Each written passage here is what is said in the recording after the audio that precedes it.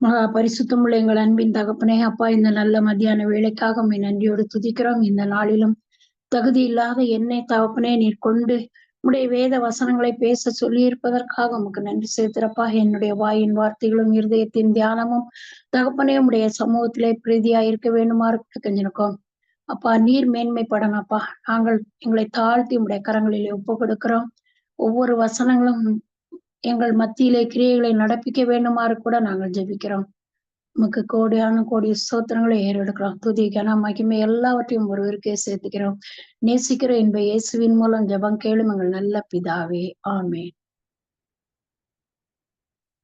சரி, இந்த நாள்ல நான் எடுத்திருக்கிற தலைப்புனா ஒரு சில நம்ம வேதாகமத்தில் உள்ள ஒரு சில மக்களினுடைய வாழ்க்கை எப்படி இருந்துச்சு, அவங்க தேவனை விட்டு வழி விலகி போகும்போது என்ன நடக்குது அப்படிங்கிறத பத்தி பார்க்கலாம் அப்படின்னு நான் நினைச்சேன்.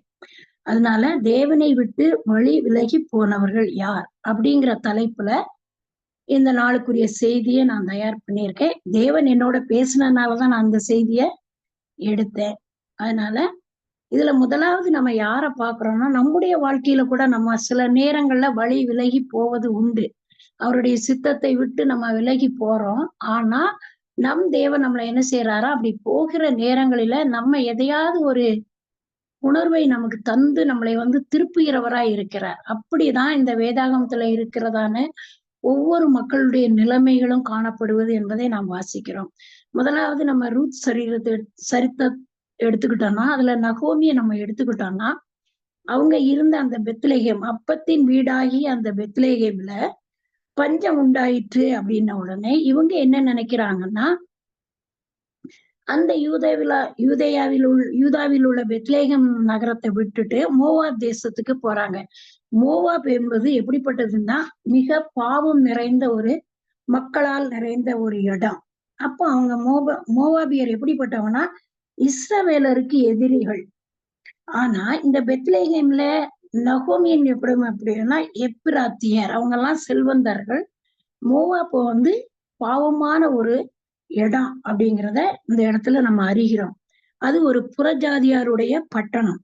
இஸ்ரவேலர்கள் இருக்கிற இடம் கிடையாது. அப்ப இஸ்ரவேலர்கள் அங்க போகும்போது அவங்களுக்கு துன்பங்கள் வரும். ஆனா என்ன செய்யறாங்கன்னா, அந்த இடத்துல போய், ஏன்னா இந்த இடத்துல பஞ்சம்னு அவங்க என்ன நினைக்கிறாங்க, அந்த இடத்த தேவனுடைய அப்பத்தின் வீட்டை விட்டுட்டு அவங்க அந்த இடத்துக்கு போறாங்க. அந்த தேசத்துல போய் வாழும்போது 10 ஆண்டு காலங்களாக வாழ்க்கை நடத்துறாங்க. அடுத்து அந்த ரூத் 1:6 சொல்றாங்க, கர்த்தர் தம்முடைய ஜனங்களுக்கு அந்த இடத்துல போய் இருந்து தன்னுடைய பிள்ளைகளுக்கு திருமணத்தை நடத்துறாங்க. யார எடுக்கிறாங்கன்னா, மோவாபியருடைய பெண்கள்ல 2 பேரை ரூத் ஓர்பாலை எடுக்கிறாங்க, திருமணம் செய்து வைக்கிறாங்க. அந்த 10 வருஷ காலத்துல நடக்கிறது என்னன்னா, அவங்களுடைய வாழ்க்கையில சந்தோஷம் இல்ல. அவங்களுடைய கணவனாகிய எலிமெலேக்கு எடுத்துக்கொள்ளப்படுறான்.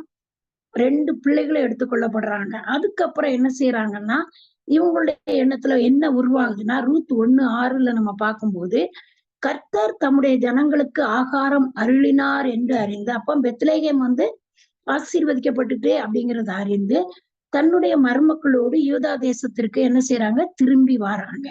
திரும்பி வரும்போது தன்னுடைய மருமகள்கிட்ட சொல்றாங்க, நீங்க எல்லாம் உங்க வீட்டுல போய் இருந்துக்காங்க. அவங்க கதை நமக்கு தெரியும், அதனால நான் ஷார்ட்டா சொல்றாங்க. ஆனா நகோமி சொன்னதுக்கு என்ன செய்யறான்னா, ஓர்பால் என்ன செய்யறா, சரி தனக்கு நம்ம வேற வாழ்க்கை அமைத்துக் கொள்ளலான்னு போயிடுறா. ஆனா ரூத் என்ன செய்யறான்னா, நகோமியை விட்டு போகல. 1:16 சொல்றா, நான் உம்மை விட்டு திரும்பி போவதை குறித்து நீர் என்னோட பேச வேண்டாம். அப்போ ஏன் அதை பேசக்கூடாதுன்னா, மறுபடியும் தன் சொந்த தேசத்திற்கு திரும்பி வந்ததால் ஆசீர்வதிக்கப்பட்டாள் என்கிறத நம்ம அறிகிறோம். இவ என்ன நினைக்கிறா, ரூத்துக்கு கடவுளை பத்தி கொஞ்சம் தெரியும். அதனால அவ என்ன செய்யறா, திரும்ப நம்ம அந்த இடத்துக்கு போக வேண்டாம், இவங்க போறதான இந்த அப்பத்தின் வீடாகிய பெத்லெகேமுக்கு நம்ம வருவோம், நம்ம மாமியாரோட தான் இருக்கணும், அப்பதான் நம்ம ஆசீர்வதிக்கப்படுவோங்கிறதெல்லாம் அவ நினைத்து, உம்முடைய ஜனம் என்னுடைய ஜனம் அப்படின்னு சொல்லி அவங்க வீட்டுக்கே வந்துறா.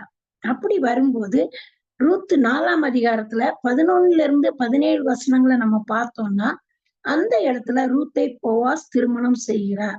அப்ப மாமியார் ஒரு நல்ல காரியத்தை சொல்றாரு, உறவினுடைய மகன் இடத்துல நீ போய் வேலை செய், அங்க கிடைக்கிறத நீ கொண்டு வா அப்படின்லாம் சொல்லும் போது தன்னுடைய மாமியாருக்கு அவ கீழ்ப்படுகிறாள். அந்த இடத்துல மிக அவசியமான ஒன்று என்ன, கீழ்ப்படிதல். பெரியவர்களுக்கு நம்ம கீழ்ப்படியணும். நம்ம வீட்டுல சொல்லுவாங்க, வாலிப பிள்ளையா இருக்கும்போது இங்க போகக்கூடாது, இந்த தப்பு செய்யக்கூடாது. அப்ப நம்ம அந்த நேரத்துல ஏன் இப்படி சொல்றாங்க, நம்ம அதை செய்துதான் பார்ப்போமே அப்படின்னா அதன் நிமித்தமாக நமக்கு ஆபத்துகள் தான் வரும். அப்ப நம்மகிட்ட என்ன இருக்கு, அந்த நேரத்துல கீழ்ப்படியாம இருக்குது. கீழ்ப்படியக்கூடாது, அம்மா அப்பாவுக்கு நம்ம ஏன் கீழ்ப்படியணும்னு நம்ம அந்த இளம் வயதுல நமக்குள்ள ஒரு எண்ணங்கள் வரும். ஆனா ரூத் அப்படி இல்ல. தன்னுடைய மாமியாரின் சொல்லுக்கு இணங்க போவாசினுடைய வயலுக்கு போறா. அப்போ அந்த இடத்துல அவளுக்கு என்ன கிடைக்குது, போவாசை திருமணம் செய்யக்கூடிய ஒரு சந்தர்ப்பம் கிடைக்குது. அப்போ அந்த ஜனங்கள்லாம் சொல்றாங்க, உன் வீட்டிலே வருகிற உன் மனைவியை கர்த்தர் இஸ்ரவேல் வீட்டை கட்டுவித்த 2 பேராகிய ராகேலைப் போலவும் லேயாளைப் போலவும் வாழ்ந்திருக்கச் செய்வாராக. நீ எப்பிராத்தாவிலே பாக்கியவானாயிருந்து பெத்லேஹேமிலே புகழ் பெற்றிருக்க கடவுள். யாரை பார்த்து சொல்றாங்கன்னா, போவாச பார்த்து சொல்றாங்க. ஏன்னா அதுக்கு முன்னால இன்னொரு உறவின் மகனை கேட்கும்போது அவன் நான் கல்யாணம் பண்ண மாட்டேன், அந்த சந்ததியை ஏற்றுக்கொள்ள மாட்டேன்னு சொல்றான். ஆனா போவாஸ் என்ன செய்யறான், சரி அப்படின்னு ஏற்றுக்கொண்டனால ஜனங்கள்லாம் சொல்றாங்க, நீ இப்படி இருப்பாய். பின்பு என்ன நடக்குதுன்னா, ரூத்திற்கு தேவன் ஒரு ஆண் பிள்ளையை கொடுத்தாரு. அது நிமித்தம் நகோமி என்ன செய்றா, மகிழ்ச்சி அடைந்தாள். அவனுக்கு என்ன பேர் வைக்கிறாங்கன்னா ஓபேத். அவன் தாவீதின் தகப்பனாகிய ஈசாயின் தகப்பன் ஆவார். இந்த சந்ததியில தான் இயேசுவானவர் என்ன செய்யறாரு, தாவீதின் சந்ததியில தான் இயேசுவானவர் உதயமாகிறார். அப்ப இவங்க முதல்ல பின்மாற்றம் அடைந்து போறாங்க, திரும்ப தன்னுடைய தவறை உணர்ந்து தன்னுடைய தேசத்துக்கு வராங்க. அப்ப இவங்களுடைய வாழ்க்கையில என்ன இருக்குன்னா, பெரிய ஆசீர்வாதம் கொடுக்கப்படுகிறது. அப்ப நம்ம வழி விலகி போகும்போது நமக்கு என்ன வருதுன்னா துன்பம்.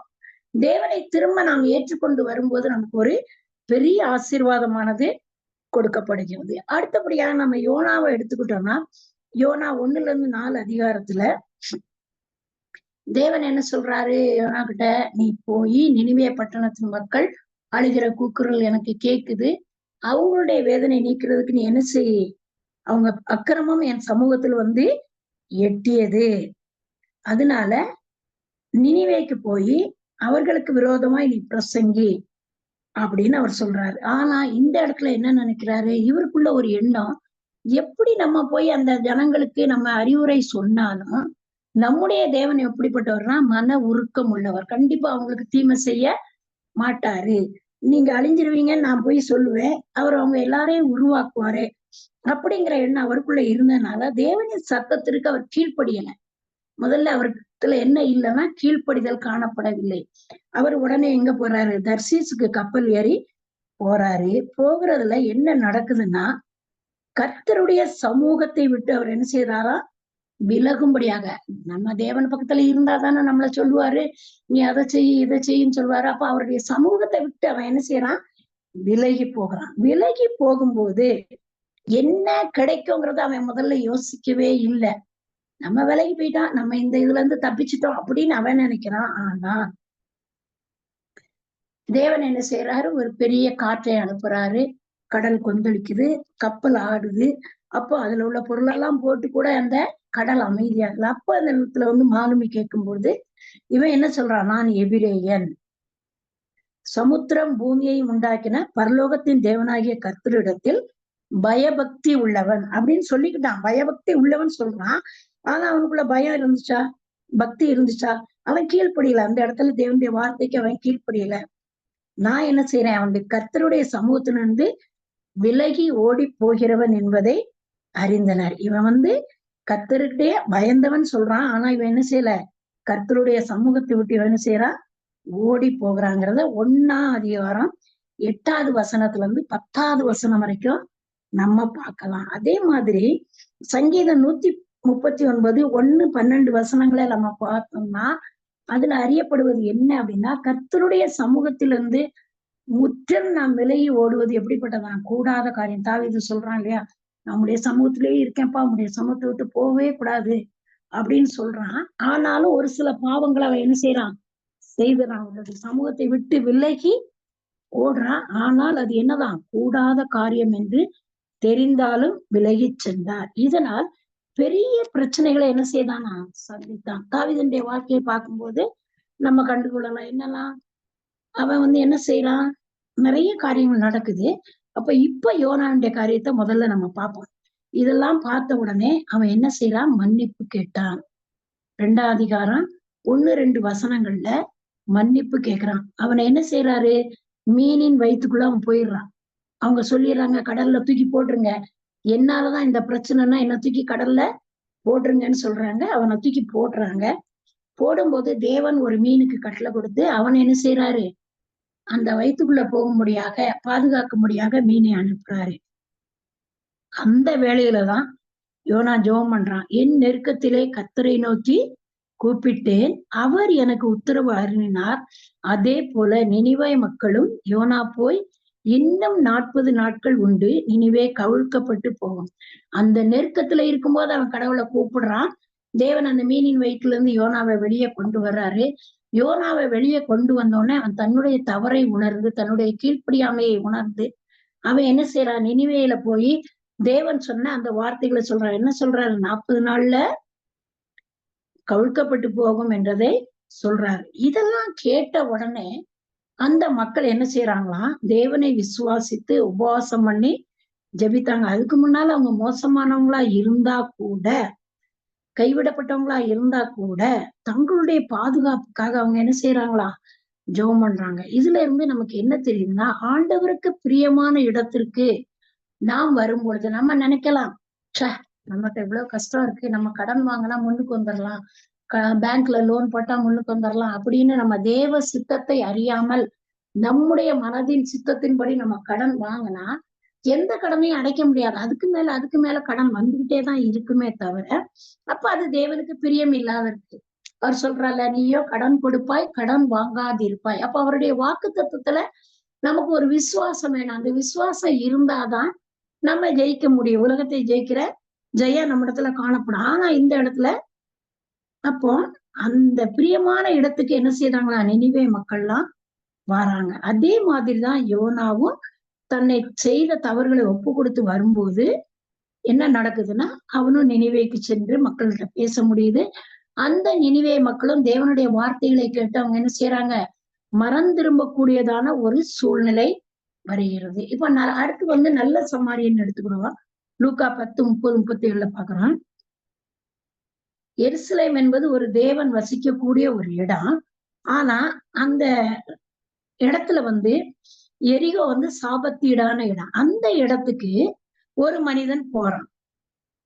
எந்த இடத்துல இருந்து, பரலோக தேவனுடைய இடத்துல இருந்து சாபத்தீடான இடத்திற்கு. நம்ம கூட நினைக்கிறோம் இல்லையா, நம்ம ஆலயத்துக்கு செல்றதை விட்டுட்டு அன்னைக்கு நம்ம எங்கேயாவது உலக பிரகாரமான காரியங்களுக்கு நம்ம போகும்போது அந்த நேரங்கள்ல ஒரு துன்பம் வரும். என்னுடைய வாழ்க்கையில ஒரு தடவை அப்படி நடந்துச்சு. எப்படி நடந்துச்சுன்னா, நான் எவ்வளவோ சொன்னேன் எங்க வீட்டுல அவங்ககிட்ட, இல்ல நம்ம இங்க போயிட்டு வந்துருவோம், ஆலயத்துக்கு போகாட்டேன், நம்ம தான் ரெகுலரா போறோமே அப்படின்னு சொன்னாங்க.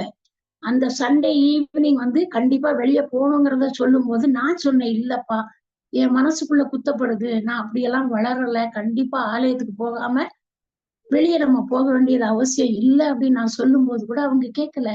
வா நான் தானே வரேன், நான் கூட்டிட்டு போறேன்னு கூட்டிட்டு போனாங்க. ஆனா அந்த இடத்துல ஒரு பெரிய போராட்டம். தெருவுல என் 3வது பையனை கையில வச்சிருந்தாங்க. எங்கேயோ இருந்து ஒருத்தன் அவங்கள அடிச்சு அந்த பிள்ளைய தட்டி பறிக்கிறான். அப்ப நாங்க சொல்றோம், இது ஏன் பிள்ளை அப்படின்னு நான் சொல்றேன். அந்த நேரம் கடவுளை கூப்பிட்டேன், நான் செய்தது தவறு தகப்பனே, உம்முடைய ஆலயத்தை நான் வராம உலக பிரகாரமான காரியத்துக்கு நான் போறேன், அது தவறு, என் உணர்த்தப்பட்டாலும் நான் செய்தது தவறு, இந்த இடத்துல எனக்கு விடுதலையை தரணும்னு நான் கேட்டு கண்ணீரோட மத்த 2 பிள்ளைங்களையும் கையை பிடிச்சு ஸ்தோத்திரம் சொல்லுங்க ஜெபம் பண்ணுங்கன்னு சொல்லிட்டு இழுத்துக்கிட்டு வரும்போது எங்க இருந்து அனுப்புனாருன்னு தெரியாது.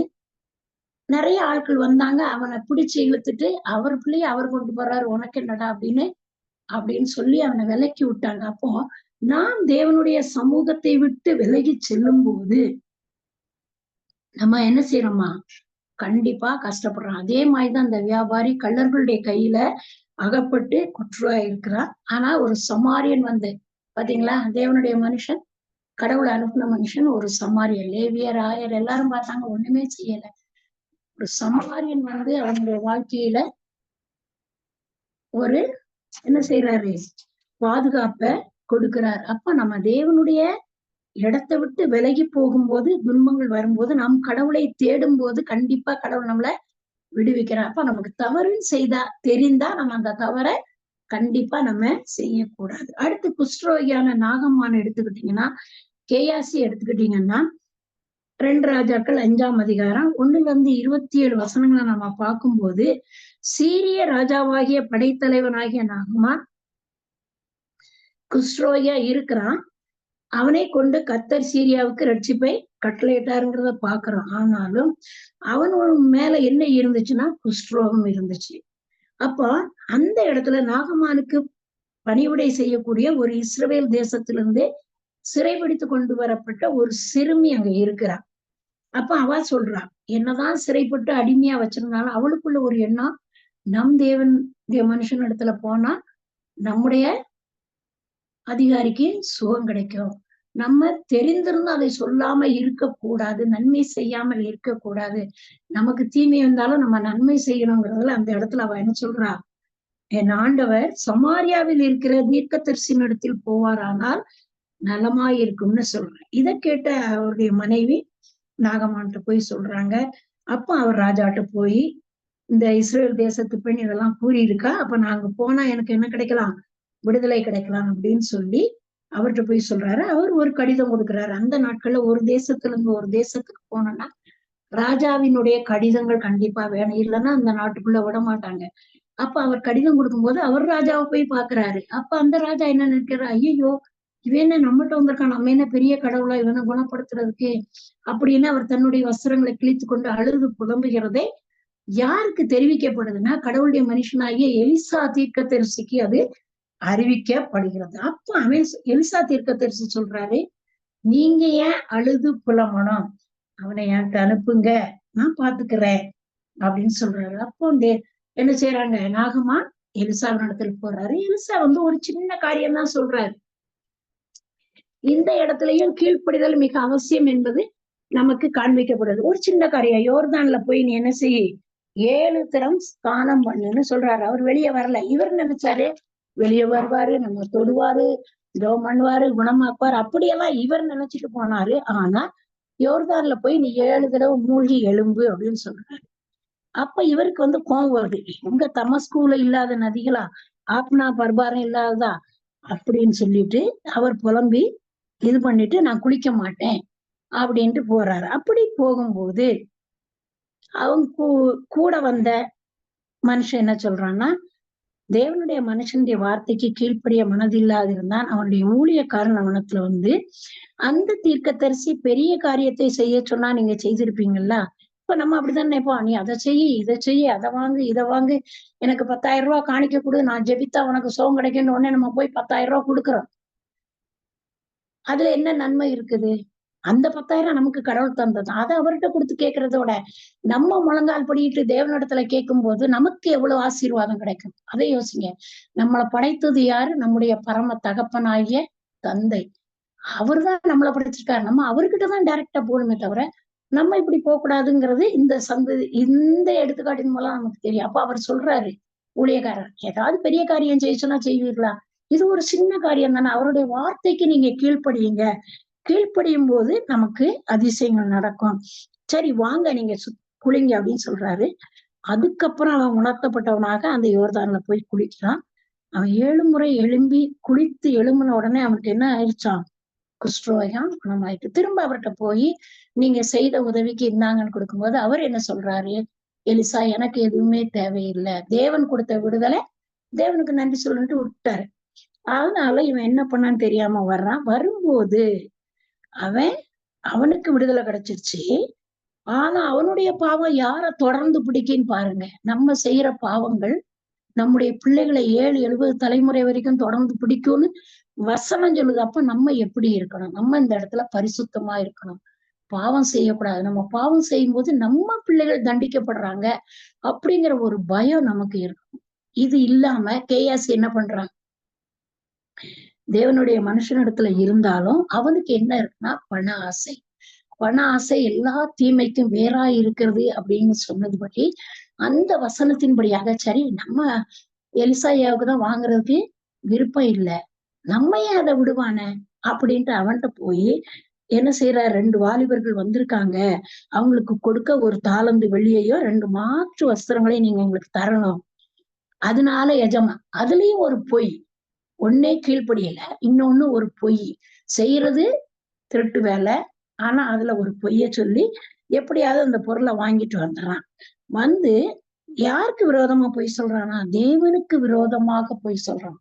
தேவனுக்கு விரோதமாக பொய் கூறியதனால அவனுக்கு என்ன வந்துச்சான், குஷ்டரோகம் வந்தது. கேயாசியை போல நாம் என்ன செய்யக்கூடாது, தேவனுடைய சத்தத்துக்கு கீழ்ப்படியாமல் சில தவறுகளை செய்யும் பொழுது துன்பங்கள் வருகிறது. இதற்கு காரணம் என்னன்னா, யாக்கோபு 1:14 சொன்னபடி அவன் தன் தன் சுய இச்சையினாலே இழுக்கப்பட்டு சிக்குண்டு சோதிக்கப்படுறான். அப்ப நம்முடைய சுய இச்சையினால, இப்ப கேயாசிக்கு அவனுடைய சுய இச்சையினாலதான் அவன் இழுக்கப்பட்டு சோதிக்கப்படுறான் இல்லையா?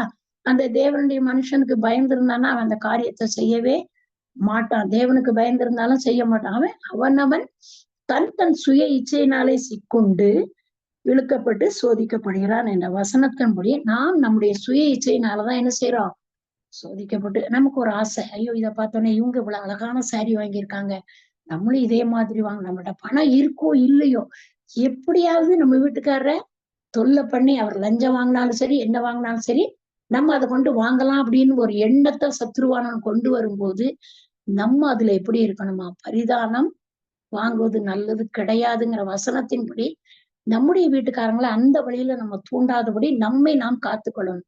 இச்சைகளுக்கு நம்ம என்ன செய்யக்கூடாது, இடம் கொடுக்காதபடி, கண்களின் இச்சைகளுக்கு இடம் கொடுக்காதபடி நம்மளை என்ன செய்யணுமா, காத்துக்கொள்ளணும். அப்படி இருக்கும்போது நம்முடைய வாழ்க்கை என்ன செய்யணுமா, 5 அப்பம் 2 மீனை கொண்டு ஆசீர்வதித்தது போல நம்முடைய வாழ்க்கை கொஞ்சமான ஊழிய பணமா இருந்தாலும் அதுல ஆசீர்வாதம் நமக்கு பெரிதா இருக்கும் என்பதை நாம் அறிந்து கொள்ளலாம். அடுத்து நம்ம லோத்தை எடுத்துக்கிட்டீங்கன்னா, ஆதியாகமம் 13:10-14 வசனங்களை பாத்தீங்கன்னா, லோத்து பயங்கர நீதிமான். அவன் நீதிமானா இருந்தாலும் ஆபிரகாமால தான் அவன் பாதுகாக்கப்படுறான். ஆனா அவன் என்ன செய்யறான், எல்லாமே சுயமா சிந்திக்கிறான். ஆபிரகாமுக்கு கீழ்ப்படியுதலோ இல்ல, தான் தன்னுடைய கண்கள்ல எந்த இடத்தெல்லாம் பாக்குறானோ அந்த இடம்லாம் எனக்கு வேணும்னு நினைக்கிறான். அடுத்து ஆபிரகாம் தானே கூட்டிட்டு வந்தாரு, அவரை கூப்பிட்டு நம்ம ஜெபம் பண்ணி அந்த இடத்துக்கு நம்ம போவோம், ஆபிரகாம் செய்யற மாதிரி ஒரு பலிபீடத்தை கட்டுவோம், அதுல தேவனை துதிப்போம் அப்படிங்கிற ஒரு எண்ணமே இல்லாதபடிக்கு அவன் என்ன செய்யறானா, தன்னுடைய சுய சித்தத்தின்படியாக சோதோமை தேர்ந்தெடுக்கிறான். சோதோமானது எப்படிப்பட்டதுன்னா மிக மிக கொடூரமான இடம். ஆண்கள் ஆண்களோடு புணர்தல், பெண்கள் பெண்களோடு புணர்தலான அந்த பாவ காரியங்களை செய்கிறதான ஒரு கொடிய தேசம். அந்த தேசத்தை அவன் தேர்ந்தெடுத்து அவன் போறான். அப்போ அவன் அவன் வீட்டுல இருக்கும்போது, வாசல்ல உட்கார்ந்து இருக்கும்போது தேவதூதர்கள் வராங்க, இந்த தேசத்தை விட்டு நீ கடந்து போகணும், இதை நான் அழிக்க போறேன்னு கர்த்தர் சொல்றாரு, உன்னுடைய மனைவி பிள்ளைகள் எல்லாரையும் நீங்க கூட்டிட்டு போங்க அப்படின்னு சொல்றாரு. அப்ப எல்லாத்தையும் சொல்றான். ஆனா எல்லாருமே என்னமோ நினைச்சுட்டாங்க, இதெல்லாம் சும்மா சொல்றாரு அப்படின்னு. ஆனா அவன் எழும்பி போறான். அவனுடைய மனைவி என்ன நினைக்கிறான்னா, ஐயோ இவ்வளவு சொத்தை நம்ம இப்ப நம்ம நினைக்கிறோம் வயநாட்டுல என்ன நடந்துச்சு, அவங்க எவ்வளவு பரிதவிச்சிருப்பாங்க இல்லையா, அவங்க கோடி கோடியா சேர்த்து வச்சிருந்தாங்க. ஒரு பெண்ணின் திருமணத்துக்காக 50 பவுன் சேர்த்து வச்சிருந்தாங்க. எல்லாமே போயிருச்சு. உலக பொருள்கள் எல்லாமே அழிந்து போகக்கூடியது. பரலோக ராஜ்யம் ஒண்ணுதான் நமக்கு நிரந்தரங்கிறது இந்த உலகத்துல நாம் கற்ற கல்வி, நாம் வேதத்தை ஆராய்ந்து படித்ததுன்னு அறிவு அதுதான். அப்போ உலகத்துல நம்ம சொத்து சேர்த்தோம்னா அது புழு பூச்சிகள் தான் அரிக்கும்னு வேத வசனம் சொல்லுது. இவா என்ன நினைக்கிறான்னா, லோத்து கூட அவன் நினைக்கல, ஐயோ இவ்வளவு சொத்தை விட்டுட்டு போறோமே அப்படி இப்படின்னு அவன் நினைக்கல. உயிர் தப்பினால் போதும்னு அவன் நினைக்கிறான். ஆனா அவனுடைய மனைவி என்ன நினைக்கலாம், பின்னிட்டு திரும்பி பார்த்தா ஐயோ இவ்வளவு சொத்தை நம்ம விட்டுட்டு போறோமேன்னு நினைக்கும் போது அவ என்ன நடக்குதுன்னா, அவ உப்பு தூணாக மாறுகிறாள் என்பதை நாம் அறிகிறோம். அப்போ நம்ம பின்னிட்டு எதையுமே திரும்பி பார்க்க கூடாது. பாவமான காரியங்கள் எதையும் நாம் என்ன செய்யக்கூடாது, பின்னிட்டு திரும்ப பார்க்க கூடாது. அந்த பாவத்தை நம்ம ஒரு காலம் செய்திருந்தா அதை மன்னிப்பு கேட்டு மனம் திருந்தி நாம் தேவனுடைய ராஜ்யத்திற்கு பாத்திரவான்களாக நாம் என்ன செய்யணுமா, மறுபடியும் மறுபடியும் அந்த தவறுகளை செய்யாதபடி நம்மை நாம் காத்துக்கொள்ள வேண்டும் என்பதை இதன் மூலமாக நம்ம அறிகிறோம். அப்ப கடவுளுடைய வார்த்தைக்கு லோத்து கீழ்ப்படிந்தான், லோத்தின் மனைவி கீழ்ப்படியல. அதனால அவ பின்மாற்றம் அடைந்ததுனால ஆபத்து வந்துச்சு. அதே மாதிரி சிம்சோன் எடுத்துக்கிட்டீங்கன்னா, சிம்சோனுடைய வாழ்க்கையில அவன் தேவன் தெரிந்து கொண்ட ஒரு பாத்திரம். அவனுடைய பிள்ளைகள் அவனை எப்படி வளர்க்கணும்னு அவனுடைய பெற்றோர் அவன்கிட்ட இயேசுகிட்ட கேட்கும்போது, இப்படி எல்லாம் வளர்க்கணும். அவன் தலையில சவரனை பத்தி படக்கூடாது. அவன் நசரேனா இருப்பான். அடுத்த திராட்சை ரசம் குடிக்க கூடாது அப்படின்னா எல்லாம் சொல்றாரு. அதன்படியாக பிள்ளைய வளர்த்துக்கிட்டே வாராங்க. ஆனாலும் அவன் சிறு பிராயத்துல அவன் நல்லா வளர்ந்தான். வாலிப பிராயம் வந்தபோது அவன் என்ன செய்தான்? பெலிஸ்தியர்கள் எல்லாம் முறியடித்தான். அதெல்லாம் கடவுள் கொடுத்த பலனால. ஆனால் அவன் என்ன செய்தான்? கண்களின் இச்சையில அவன் விழுந்துட்டான். தன்னுடைய வாழ்க்கையில தவறிட்டான். தேவனை விட்டு தவறிட்டான். தேவன் சொன்னாரு, உன்னை எப்படி வைப்பேன்? நசரேயனா வைப்பேன், கடவுளுடைய ஊழியத்தை செய்யற ஒரு மகனா வைப்பேங்கிறதெல்லாம் அவர் சொன்னதெல்லாம் அவன் மறந்துட்டு தன் கண்களின் இச்சையில விழுந்து பெலிஸ்தியர் ஸ்திரீகள்ல ஒருத்திய விரும்புறான். பெலிஸ்தியர்களுக்கும் இவங்களுக்கும் உதவாது. அந்த இடத்துல பெண் எடுக்க வேண்டாம்னு பெற்றோர் சொன்னா கூட இவன் பெற்றோருக்கும் கீழ்ப்படியல, கடவுளுக்கும் கீழ்ப்படியல. கடவுளுடைய சித்தத்துக்கு தன்னை ஒப்பு கொடுக்காதபடிக்கு அவன் அந்த இடத்துல போய் கேட்கிறான். ஆனா அந்த பெண் அவனுக்கு கிடைக்கல. அவங்க மாமனாரால கிடைக்காம போயிருச்சு. உடனே அவனுக்கு ஒரு வெறி வருது. எப்படியாவது இவங்களை நம்ம துன்பப்படுத்தணும்னு வயல்வெளிகள் எல்லாம் அழிக்கிறான். எல்லாமே நமக்கு தெரிஞ்ச கதை தான். ஆனாலும் அவன் தேவனுடைய சமூகத்தை விட்டு விலகி ஓடினான். முடிவுல என்ன நடக்குதுன்னு பாத்தீங்கன்னா, அவன் ரொம்ப தாகம் 1000 பேரை கொன்னுட்டு அவன் தாகமா இருக்கும்போது கூட கடவுள்கிட்ட கேட்கிறான். அப்ப கடவுள் அவனுக்கு ஒரு தண்ணிய கொடுக்குறாரு. ஒரு பாறையை பிளந்து தண்ணிய கொடுக்குறாரு. இப்படி அவனுக்கு ஒவ்வொரு நேரமும் அவன் கடவுள்கிட்ட பேசும்போதெல்லாம் கடவுள் அவனுக்கு உதவி செய்துகிட்டே இருக்காரு. ஆனாலும் அவனுடைய இருதயம் எப்படி இருக்குதான்? கடின இருதயமா மாறிக்கிட்டே தான் இருக்கே தவிர, தேவனுடைய சத்தத்துக்கு வேணுங்கும் போது கேட்டுக்கிறான், வேண்டாத போது விட்டுறான். அப்படி நடக்கும்போது இதெல்லாம் விட்டுட்டு திரும்ப என்ன நடக்குதுன்னா, தெளிலாளுங்கிற ஒரு வேசியை நடத்தினவன் போறான். அந்த வேசியானவள் அந்த நாட்டு மக்களுக்கு சாதகமானவா. அவ என்ன செய்யறா? எப்படியாவது இவன்கிட்ட இருந்து உண்மையை அறிந்து அந்த பலன் அவனுக்கு எதுல இருந்து வருதுங்கிறத கண்டுபிடிச்சு அந்த மக்கள் கொடுக்குற காசை நம்ம வாங்கணுங்கிற எண்ணத்துல அவன் என்ன செய்யறான்? அவன்கிட்ட கேட்கிறா. அவன் ஒண்ணு சொல்றான். அவன் தப்பித்து கொண்டே இருக்கிறான். கடைசியில அவன் மடியில படுத்து தூங்கும் போது அவனுடைய ரகசியத்தை அறிந்தவள் அவனுடைய தலை முடியை எல்லாம் எடுத்து விடுறான். அப்போ அவனிடத்துல இருந்து தேவ ஆவியானவர் போயிட்டார். அவனுடைய தேவ ஆவியனுடைய பலன் அவனை விட்டு எடுபட்டு போச்சு. அப்ப பெலிஸ்தியர்கள் அவனை கட்டிட்டு போய் அவன் கண்ணெல்லாம் குருடாக்கி கொண்டு போறான். கடைசியில அவங்களுடைய தெய்வத்துக்கு அவன் இது பண்ணணுங்கிறதுக்காக ஒரு பெரிய மண்டபத்துல கூட்டிட்டு போறாங்க. 3000 பேர் இருக்காங்க. அவன் 2 தூண்களையும் பிடித்து கொண்டு, அப்பவும் அவன் கடவுளை விடல. நம்ம செய்திருக்கோம் எவ்வளவு தப்பு. ஆனாலும் அவன் என்ன செய்தான்னா, கடவுளை விடாம அந்த இடத்துலயும் தவறு செய்து திரும்ப அப்போ பாவியாகிய மனுஷர்களை மன்னிக்கத்தான் தேவன் வந்தாரு. இவ்வளவு பாவம் செய்தவனையும் தேவன் என்ன செய்யறாரு? மன்னிக்கிறாருன்னா அவர் இரக்கம் உள்ளவர், மனது உருக்கம் உள்ளவர். நம் தேவன் எப்படிப்பட்டவர்னா மனதுருக்கமும் இரக்கமும் சாந்தமும் தயமும் உள்ளவர். அதனால அவன் செய்த தப்பிதங்கள் எல்லாம் மறந்து மன்னித்து அவனுக்கு அப்படியாவது திருந்த மாட்டானான்னு நினைக்கிறார். கடைசியில அவன் கேட்கிறான், இவங்களோட நான் மடிந்து போனாலும் பரவாயில்ல, நீர் எனக்கு பலன் தாருன்னு கேட்கும்போது கடவுள் அவனுக்கு பலனை கொடுக்குறாரு. ஆனா அவனுடைய வாழ்க்கை எப்படி ஆயிடுச்சு?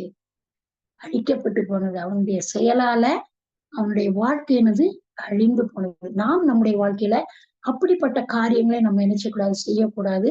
நாம் அழிந்து போவதற்கு நம்ம தேவன் படைக்கல. நாம் வாழ்ந்து சுகித்திருப்பதற்கு தேவன் நம்மளை உருவாக்கி இருக்கார். அப்படிப்பட்ட நாம் மறுபடியும் மறுபடியுமாக பாவங்களை செய்து வீழ்ந்து போனோமானால் நம்முடைய நிலைமை என்னதான்?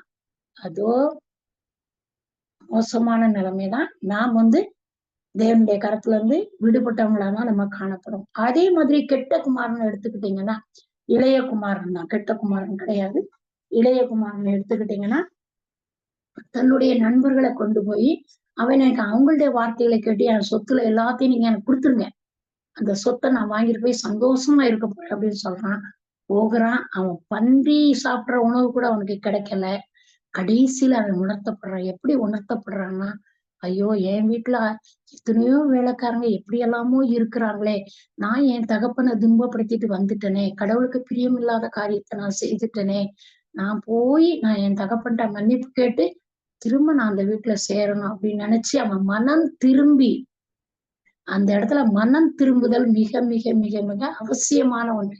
நாம் மனம் திரும்பாம எந்த நன்மைகளையும் நம்ம பெற்றுக்கொள்ள முடியாது. கண்டிப்பா அப்ப அவன் மனம் திரும்பி என்ன செய்யறான், வந்து உமக்கு விரோதமாகவும் கருத்துக்கு விரோதமாகவும் பாவம் செய்தேன், இனி நான் இப்படிப்பட்ட பாவங்களை செய்யாதபடி எனக்கு நீங்க என்ன செய்யணும், பாதுகாப்பு தரணும்னு கேட்கும்போது, ஆனா அந்த தகப்பன் என்ன செய்தாரு, மகன் எப்படா வருவான்னு பார்த்திருக்க. அப்படித்தான் நம்முடைய தகப்பனும் நம்ம ஒவ்வொரு காலங்கள்ல பாவம் செய்யும் போது அவர் எப்படிப்பட்டவரா இருக்கிறாரோ, இன்னைக்கு திருந்திட மாட்டானா, இப்ப திருந்திட மாட்டானா, இந்த வேளையில என்கிட்ட வரமாட்டானா, என் பாதத்துல முழங்கால் படியிட மாட்டானா, என்னை நேசிக்க மாட்டானா அப்படின்னு நினைக்கிறாரு. எப்ப இவன் வருவான், எப்ப இவன் ரட்சிக்கப்படுவாங்கிற ஒரே வாஞ்சையோட தான் அவர் என்ன செய்யறாராம், நினைத்து கொண்டே இருக்கா. அப்ப நம்ம என்ன செய்யக்கூடாது, மனம் மாறி போனா கூட நான் மன்னிப்பு கேட்டு மனம் திரும்பி அவருடைய பாதையில நடக்கணுமே தவிர வேறு பாதைகளுக்குள்ள நாம் செல்லக்கூடாது. அடுத்தபடியாக என்ன எடுத்துக்கிட்டீங்கன்னா, தாவீது. தாவீது தன்னுடைய வாழ்க்கையில என்ன செய்யறான், மாடியில உலா வரும்போது பத்சேபாள்ங்கிற மகளை பாக்குறான். அதுவும் கண்களின் இச்சையினாலதான் அவன் விழுந்து போறான். அது வந்து உரியாவின் மனைவி. அடுத்தவனுடைய மனைவியை நம்ம அபகரிக்கிறது மிக மிக பெரிய பாவம். இப்ப தேசங்கள்ல நிறைய நடக்குது. ஒரு குடும்பத்துல கூட நடந்திருக்குது. ஆனா அதெல்லாம் பாதுகாக்கணும்னு தான் ஜெபம் பண்ணணும் நம்ம. அப்போ இவன் உரியாவின் மனைவியை நேசித்து அவளை எப்படியாவது அடையணும்னு நினைக்கிறான். அதன் நிமித்தமாக ஒரு பாவம் செய்யறான். உரியாவ கொலை பண்ணதுக்கும் அஞ்சாத ஒரு துணிகரமான பாவத்தை செய்யறான். அப்ப அவனிடத்துல அவன் தேவனுக்கு பிரியமான மகன். ஆனா சிநேகிதனேன்னு அழைக்கிறாரு. ஆனா அவரை விட்டு அவன் விலகிட்டான். எதனால, கண்களின் நிச்சயனால. அப்போ தேவன் என்ன நினைக்கிறாரு, அவனுக்கு பச்சைபால் கொடுக்கப்படுறா. ஆனா அவளுக்கு பிறந்த முதல் சந்ததிய தேவன் அழித்து போடுறாரு.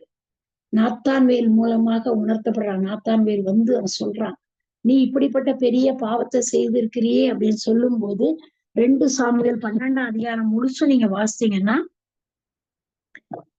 சொல்லப்படுது. அவன் வந்து என்ன செய்யறான், பர்சேபுல் இடத்துல பிறந்த பிள்ளை, அதுக்காக அவ துன்பத்துல இருக்கும்போது அவன் போராடி ஜெபிக்கிறான். ஆனால் அந்த குழந்தை என்ன ஆயிருச்சு, நிச்சயமா சாகும்னு சொல்றாரு. நாத்தான்வேல் வந்து சொல்றாரு, இந்த காரியத்தினாலே கர்த்தருடைய சத்துருக்கள் தூசிக்க நீ காரணமா இருந்தபடியினால் உனக்கு பிறந்த பிள்ளை நிச்சயமாக சாகும் என்று சொல்லி நாத்தான் தன் வீட்டுக்கு போயிட்டான். அப்ப நீ செய்த பாவத்தினால பிறந்த பிள்ளை நிச்சயமா செத்து போகும் அப்படின்னு சொல்றாரு. அப்ப அது வியாதிப்பட்டு இறந்து போகுது. அதுக்கப்புறம் தான் அவன் என்ன செய்யறான், தன்னுடைய தவறுகளை ரொம்ப உணர்றான். அதுக்கப்புறம் கொடுக்கப்பட்ட மகன் தான் என்னது, சாலமோன். சாலமோனை ஒரு உயர்ந்த இடத்துல வைக்கிறாரு. தாவீது செய்த பாவம் அவன் உணர்றான். அப்ப தேவனை விட்டு நம்ம விலகி போகும்போது அப்ப நம்ம என்ன செய்யணும்னா, நாம் கர்த்தரிடத்துல நல்லா ஜெபம் பண்ணணும். அப்பா எங்களை கண்களின் இச்சைக்கும் மாம்சத்தின் இச்சைக்கும் ஜீவனத்தின் பெருமைக்கும் நீர் எங்களை விலக்கி காத்து ரட்சியும், கற்பு நெறியின் கனத்த வரத்தையும் இச்சையடக்கத்தின் இனிமையான வரங்களை எங்களுக்கு தந்து எங்களை போஷியுங்கள் அப்படின்னு கேட்கணும். எங்களுக்கு என்னுடைய அம்மா எங்களுக்கு வாலிப பிராயத்துல சொல்லி கொடுத்தது இதுதான். மகளே, எங்கேயும் நீங்க பாவம் செய்திடக்கூடாது, உங்களுக்கு கற்பு நெறியின் கனத்த வரம் வேணும், இச்சையடக்கத்தின் இனிமையான வரங்கள் வேணும், அதுக்காக நீங்க போராடி ஜெபிக்கணும் அப்படின்னு எங்க தாய் சொல்லி கொடுத்த போதனை தான் இந்த நாள் வரை எங்களை பாதுகாத்து பராமரித்து வழிநடத்தி வருகிறது. ஒரு சில நேரங்கள்ல நாங்கள் தவறினாலும், தவறுதல் என்பது ஆசை வார்த்தைகளுக்கு, நண்பர்களுடைய ஆசை வார்த்தைகளுக்கு கேட்டு ஓ இப்படி செய்யலாமோன்னு நாங்க நினைச்சா கூட என் தாய் தகப்பனின் கண்ணீரின் ஜெபம் எங்களை பாதுகாத்துச்சு. அப்போ நம்ம நம்முடைய பிள்ளைகளுக்காக இந்த வார்த்தைகளை சொல்லி ஒவ்வொரு நாளும் நம்ம ஜெபிக்கும் போது நம்முடைய பிள்ளைகள் பாதுகாக்கப்படுவார்கள். தேவனை விட்டு அவங்க ஒரு காலமும் விலகி போகவே முடியாது. அப்ப நம்ம கடவுளிடத்துல நம்ம இதை கேட்கணும். அப்பா என் பிள்ளைங்களுக்கு இப்படிப்பட்டதான வரங்களை தாங்க, இந்த பொல்லாத உலகத்துல ஏன் பிள்ளைகளை ஜெயிப்பதற்கு ஒரு பலனை கொடுங்க அப்படி நம்ம கேட்கணும். ஒரு பாதுகாப்பை கொடுங்க அப்படின்னு நம்ம கேட்கணும். அப்ப இதுல இருந்து நாம் கற்றுக்கொண்டது என்னதுன்னா, நாம் தேவனை விட்டு விலகாதபடி நம்மளை பாதுகாத்துக் கொள்ளணும். தேவனை விட்டு விலகக்கூடிய சூழ்நிலைகள் வந்தாலும் அவருடைய பாதத்துல வச்சு நம்முடைய சுய இச்சையினால எந்த காரியத்தை செய்யாதபடி நம்மை நாம் பாதுகாத்துக் கொள்ளும் போது எல்லா ஆபத்துகளில் இருந்தும் நாம் என்ன செய்வோம்னா பாதுகாக்கப்படும். இதுல இருந்து என்ன தெரியுதா, இந்த இந்த நீதிமான்களின் மூலமாக நாம் அறிந்து கொண்டது என்றால், தேவனை விட்டு நம்ம என்ன செய்யக்கூடாது, விலகி போக கூடாது. அவருடைய பலத்த கரத்துக்குள்ளாக நம்ம அடங்கி இருக்க வேண்டும் அப்படிங்கிறத நம்ம அறிந்து கொள்ளணும். தேவன் தாமே இந்த வசனங்களை ஆசீர்வதித்து தருவாராக. அன்புள்ள இயேசப்பா, இந்த நல்ல சத்தியத்தை கொடுப்பதற்கு நீர் என்னை தகுதிப்படுத்திய தயவுக்காக, என்னை நானே தற்பரிசோதனை செய்து கொள்வதற்கு நீர் கொடுத்த கிருபைகளுக்காகவும் நன்றியோடு துதிக்கிறேன். எக்காலத்திலும் எந்த சூழ்நிலையிலும் தகப்பனே, நாங்களை விட்டு விலகி போகாதபடிக்கு தகப்பனே நீர் எங்களை பாதுகாத்துக் கொள்ளுங்க. உலகத்தின் அன்பு மாயையானது என்பதை நாங்கள் அறிந்திருக்கிறோம். உம்முடைய அன்பு மட்டுமே எங்களில் சிறந்து விளங்க நீர் எங்களுக்கு உதவி செய்யுங்கப்பா. நாங்கள் எந்த தீமைக்கும் செல்லாதபடி எங்களுடைய தீமைக்கு விலக்கி காத்து ரட்சிக்க வேண்டுமாறு கூட தெரிஞ்சிருக்கோம். எங்களுடைய குழுவில் இருக்கிற ஒவ்வொரு குடும்பத்தின் பிள்ளைகளையும், சிறு பிள்ளைகளையும், வாலிப பிள்ளைகளையும் உடைய கரங்களிலே தாழ்த்தி ஒப்புக் கொடுக்கிறோம். பிள்ளைகளுக்கு வேண்டிய கற்பு நெறியின் கனத்த வரத்தையும், இச்சையடக்கத்தின் இனிமையான வரங்களையும் கொடுத்து தகப்பனே, பிள்ளைகள் ஆபத்திலே விழுந்து விடாதபடிக்கு நீர் வேலையடைத்து காத்துக்கொள்ள வேண்டுமாறு கூட ஜெபிக்கிறோம் தகப்பனே. உடைய இரத்த கோட்டைகளாக மூடி மறைத்து காத்துக்கொள்ளுங்க. உங்களுடைய கிருபை எங்களுடைய பிள்ளைகளை சூழ்ந்து கொள்ளட்டப்பா. இந்த பொல்லாத மக்கள் மத்தியிலே நீர் எங்களை பாதுகாத்து பராமரித்து வழிநடத்த வேண்டுமாறு அன்பரின் திருப்பாதம் அடைந்து கெஞ்சி மன்றாடி கேட்டுக்கொள்கிறேன் எங்கள் நல்ல பிதாவே. ஆமென்.